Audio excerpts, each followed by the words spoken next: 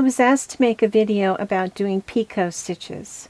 So I have created a little base for myself of single crochets so that I can demonstrate that. Picot in French means knot, and these are surface texture stitches that we do to create little bumps like French knots. So we're going to make some picots. I'm going to chain one to turn my row. Normally we put a picot somewhere in the middle, so I'll do a couple of single crochets. The first picot I'm going to show you is one that shows up on the surface of the work. We go in as if to do a single crochet and pull up a loop. Then we only go through one loop 3 times. So we're actually making 3 chains, aren't we? Then we're going to yarn over and go through both. And what I like to do is I like to push my picot stitch down into the work off to the right so I don't stitch over it by mistake. And then you follow that up with a couple of single crochet stitches. This stitch is illustrated in our textbook, Crochet Your Way, on block 1 of the Afghan squares. There's our picot. I can do that again one more time. I'm going to go in my stitch and pull up a loop. Then I'm going to chain 3 with that first loop only, and then I'm going to complete my stitch. And again, it needs to pop down and to the right to stay out of the way.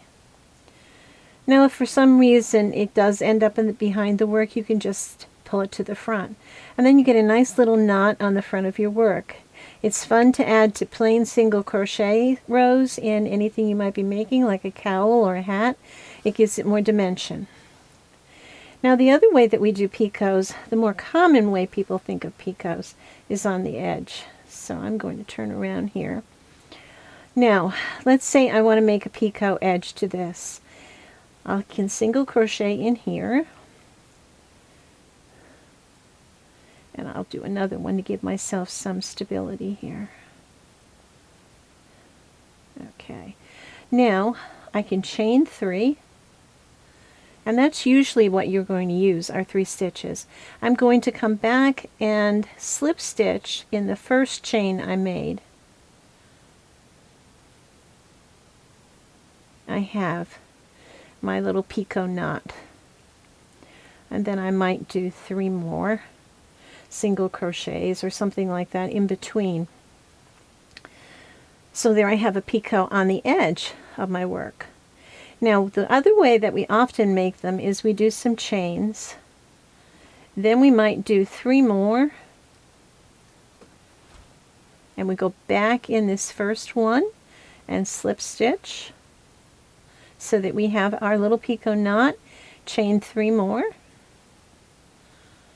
and go back into the body of my work, usually skipping some stitches. And I've created a picot on the edge with a little chain to make it even more decorative. And of course that would look a lot nicer if my hook weren't bigger than my yarn. Again, the hook and the yarn are not suitable to one another because I'm trying to demonstrate. I'm using a bigger hook than I should be.